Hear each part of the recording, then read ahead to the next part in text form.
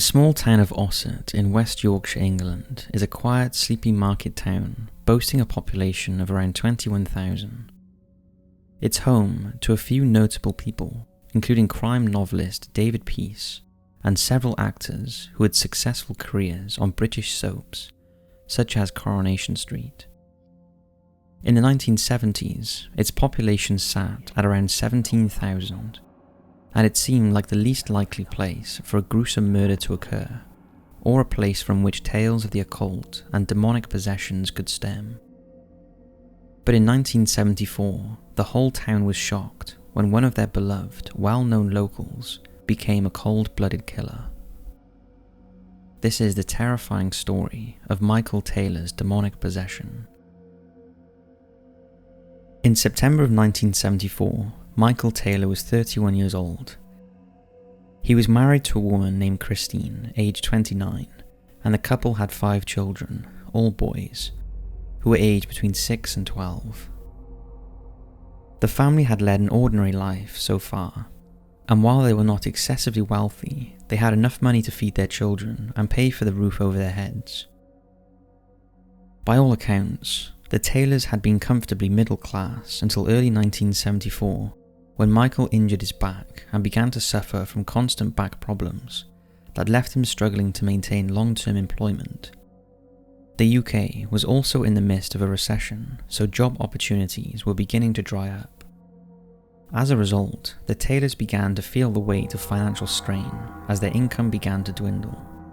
These financial difficulties are thought to have been the catalyst that had the patriarch of the family spiralling into a deep depression, something that he grappled with for quite some time.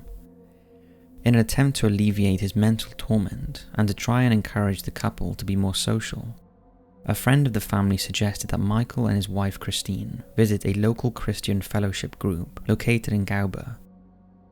The friend claimed that his group's gatherings were nothing like the stuffy, stuck-up traditional services they were used to, and instead, the proceedings were energetic and exciting. The charismatic Christian movement, which the group was part of, focused more on supernatural aspects of the Bible. They believed and practiced faith healing, sang upbeat Christian music, as opposed to gloomy hymns, and were generally much more interesting and enthusiastic. Although the Taylors were not a religious family and often skipped out on attending church, they agreed to give this particular group a shot. The couple was surprised to find that the de facto leader of the group was a young woman in her early 20s, a lay preacher named Mary Robinson. The Taylors were immediately drawn to the Christian group. They felt welcomed as everyone was eager to get to know them. They were so impressed that they decided to join the church, converting after that first meeting and even offering up their house as a location for group meetings from time to time. Over the next few weeks, however, it soon became clear that Michael was the more devoted half of the couple, although it seemed that his interests focused more on Maria Robinson than anything or anyone else.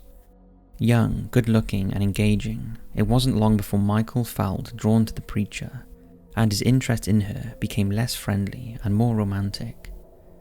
Christine was not oblivious to the fact that her husband was enamored with the young woman. The two spent much of their time together, all the while Michael's mental health began to deteriorate. One day he claimed to be afraid of the moon, and him and Marie stayed up all night in the family home as she tried to help him. They even spoke in tongues together, something which was practiced in the church at the time. As the two grew closer, Michael turned from a happy, good-natured, loving family man to a moody and argumentative one, who was easily annoyed by his wife and children.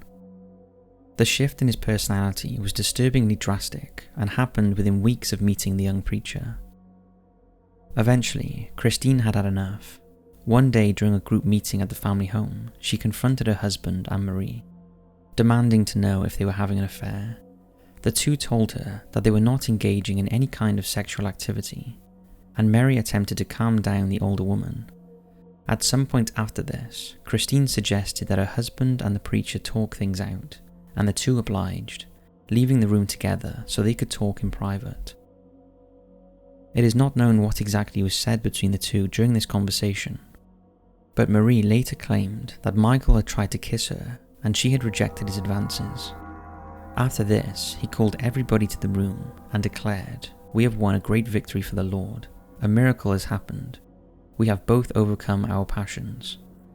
This is often noted to be the true start of whatever mental or psychotic break Michael seemed to suffer in the coming months, as upon declaring this, he then looked at Mary, who described this moment in court as his whole features changed. He looked almost bestial. There was a real wild look in his eyes. At that moment, the 31-year-old lunged for his preacher and began verbally and physically attacking her. It took several members of the group to haul him off her and restrain him. Michael later claimed that he had no memory of the incident. Incredibly, the following day, the young woman went to his house to forgive him, and Michael received a church absolution too. However, Michael's state of mind continued to deteriorate as time went on. Tales of the family man's erratic behaviour and perceived mental break made their rounds amongst the townfolk, and eventually reached the ears of a local vicar and his wife, Peter and Sally Vincent. Father Vincent was the 52-year-old Anglican priest at St. Thomas Church and was described as an enthusiastic exorcist. The couple invited Michael and Christine into their home so that they could assess the situation, where the 31-year-old reportedly lashed out again, breaking tableware and in some reports tossing the Vincent's cat out of the window. This quickly prompted the couple to reach the conclusion that Michael was in desperate need of an exorcism. He was filled with multiple different evil spirits who were out to destroy his life and those around him. While the Taylors thought that maybe they should focus less on religion and the group, and more on spending quality time together as a family, they were reportedly dissuaded from this idea and pushed more towards the concept of exorcism. Springing quickly into action, the Vincents put together a team of trusted people to help with the exorcism. They invited the Taylors to St. Thomas Church in Gorber, South Yorkshire on October the 5th. It was here that Michael was subjected to an exorcism which lasted 7 hours, with Peter Vincent and Reverend Raymond Smith leading the process. During this time, the young man reportedly exhibited the typical signs of demonic possession. He spat, scratched, bit, and his body convulsed. He was eventually forcefully tied to the floor so he would stop reaching out to attack those around him, although Michael continued to growl at anyone who came close to him. Michael endured much misery during the procedure. The tainted wooden cross he wore was burned. Wooden crosses were shoved into his mouth. He was continuously doused with holy water, and he was forced to confess his sins that he had not committed. Along with all this, he was also subject to much verbal abuse, and according to a few reports, some physical abuse. By the time morning arrived, everyone involved was exhausted and knew that they had to stop for a break. Father Vincent said that he had, at this point, expelled 40 different demons from Michael's body, including those that represented blasphemy, incest, bestiality, and hearsay, among others.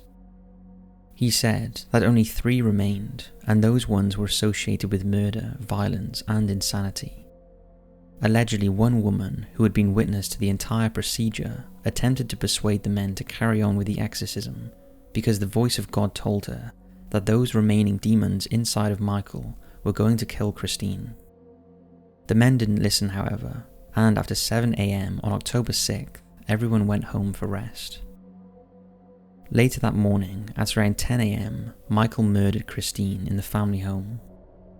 It's unclear whether he strangled her or she died from the shock and blood loss sustained from the horrific attack, with some articles indicating that the young woman drowned in her own blood.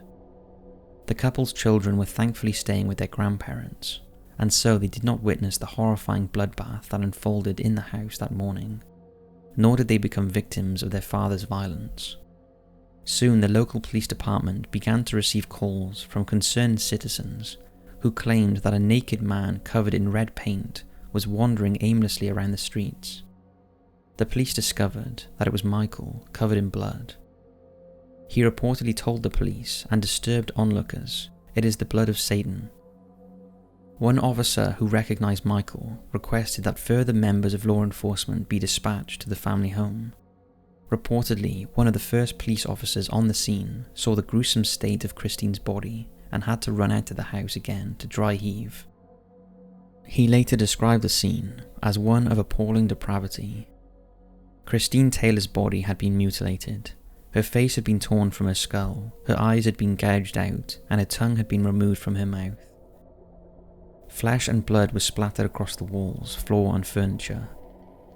A trail of red led from the back door to the living room, where Christine's body lay. Not even the family dog, a small poodle, had been spared. It had been strangled to death, its limbs pulled from its body, and its hair, teeth, and eyes removed from its skull. More disturbingly, as police officers on the scene searched the home for some kind of weapon, the medical examiner revealed that he believed the weapon would never be recovered, saying none of the body parts showed any sign of knife marks or cutting of any kind. Michael had carried out all of this grisly violence using his own bare hands. While some have stated their disbelief that a man of average height and weight could cause such carnage with his bare hands, others have argued that it seems highly unlikely that a man so detached from reality could possibly clean and or hide a weapon so well. It also seems unlikely that the highly skilled medical examiner would miss any marks left by objects that were used. While in custody, Michael told authorities they primed me for it. They tried to bring me peace of mind, but instead they filled me with the devil. He also claimed, yet again, to have no memory of the events. He claimed that he'd been controlled by evil forces and suspected that his wife had also been possessed, which was why he'd killed her. He added chillingly that he felt compelled to destroy everything living within that house. When authorities asked him how he felt now, he replied, "Released. I am released. It is done. The evil in her has been destroyed." The combination of the gruesome, sensational bloody murder and talk of demons and exorcisms led to much shock and morbid fascination amongst the public. In the UK, the case of Christine Taylor and her husband became a media sensation, with the subsequent trial pulling in limitless interest from people up and down the country. During the trial, a clinical psychologist claimed that Michael's actions were a result of the intense psychological torment he had experienced the previous night during the exorcism. It was also pointed out that the Christian group had been more like a cult, exacerbating pre-existing mental health issues that the 31-year-old had and influencing him via indoctrination and mind control. The exorcism procedure itself was largely blamed for pushing an exhausted, mentally ill and disturbed man over the edge. One of the barristers made a statement during the trial, placing some of the blame of the events which unfolded following the exorcism squarely on the shoulders of the church, saying, "Let those who truly are responsible for this killing stand up. We submit that Taylor is a mere cipher. The real guilt lies elsewhere. Religion is the key. Those who have been referred to in evidence, and those clerics, in particular, would be with him in spirit now in this building, and each day he is incarcerated in Broadmoor, and not least on the day he must endure the bitter reunion with his 5 motherless children." While the church defended Father Vincent during the trial, they subsequently altered their rules regarding the execution of exorcisms. In one newspaper clipping, the Bishop of Wakefield at the time labelled Michael's exorcism unwise, which appears to be a massive understatement. The Archbishop of Canterbury at the time, however, condemned Father Vincent's rash approach. Meanwhile, Father Vincent continued to stand by his decision to carry out the procedure on the young, unstable man, insisting that he was very much possessed and the case was a real example of demonic possession. When faced by those who accused him of destroying an entire family in less than a day, he would often respond, "God will bring good out of this in his own way." Reverend Raymond Smith, however, saw things differently, noting that he had his doubts about the procedure. Reportedly, he had been in attendance on the night that the Taylors had visited the Vincents in their home, and he had advised Christine that she should seek the help of a doctor. The 29-year-old had refused, however, concerned it would cause her husband more stress. Sally Vincent had agreed and blamed Michael's possession on Marie Robinson. At some point after the trial, Reverend Smith said, "If people come to me in trouble of any kind, I will try to help. I would give such comfort as I could, but I am only an ordinary human being with human failings." The Anglican movement seemed to feel that the case simply proved them right. They did not feel that this exorcism proved that the procedure was dangerous, but that clergymen should always make sure that an exorcism was completed before stopping. They believed that if the process had been finished, Christine would not have ended up dead. Ultimately, Michael was found not guilty by reason of insanity. After his sentencing, a doctor deemed him completely detached from reality, unaware of his surroundings, and unfit to remain in prison custody. As a result, Michael was transferred to and spent 2 years at the high-security Broadmoor Psychiatric Hospital, where he had been held during his trial, and then went on to spend a further 2 years at Bradford Royal Infirmary in West Yorkshire. During these hospital stays, Michael received psychiatric care, although his final diagnosis, assuming there was one, does not appear to be publicly known. In any case, this seems like a disturbingly small amount of time for Michael to have been in rehabilitation after committing such a heinous and violent crime. In the years following his release, Michael is thought to have moved back to Ossett, although it's hard to believe that he would have done such a thing, given the grotesque memories and nightmares that must have plagued him. He also attempted suicide 4 times. Each of these efforts failed, however, with one leading to him severely injuring his back and legs when he threw himself from a bridge. For 30 years, Michael Taylor kept a relatively low profile, but in 2005 he was arrested and charged for indecent conduct with a minor when he inappropriately touched a teenage girl. He spent 1 week in police custody, during which he began to exhibit symptoms like those he showed during his alleged possession. These symptoms reportedly vanished when he was released on bail, but they reoccurred during his trial, where he pleaded guilty to 2 counts of sexual assault. In the end, Michael was sentenced to 3 years of community service and was ordered to undergo further psychiatric treatment, although it was done on an outpatient basis this time. He received no jail time for his crimes. No members of the church were ever charged in relation to the murder of Christine Taylor. After the trial, Sally Vincent was released from her teaching position at a Highfield grammar school and never taught again, while her husband Peter was relocated to another congregation. He passed away in March of 2017. In recent years, several crime and paranormal-based podcasts and websites have covered the case of Michael and Christine Taylor. One of these podcasts, Where Is the Line?, managed to contact a man named Phil, who was dating the Vincent's teenage daughter at the time the exorcism took place. According to Phil, Sally Vincent was the one who called the shots in the marriage and controlled most aspects of the family's lives. She reportedly also had a pre-existing obsession with demonic possession. Together, these 2 ideas have led Phil to believe that the exorcism was more Sally's idea than it was her husband's. Peter faced much backlash from law enforcement, the criminal justice system, and even the public as a result of the famed trial of Michael Taylor, but it seemed that he might not have been the one pulling the strings after all. Phil also added that the Vincent's teen daughter, Maria, had told him that on the night of the exorcism she had witnessed a metal cross in the family home begin to melt, and that afterwards it was left distorted. Phil added, however, that he did not see the cross in the home after the event. A fictionalized version of Michael's case is told in the novel 1977, which was written by David Peace, an English writer who grew up in Ossett. The novel is part of David's successful Red Riding Quartet series.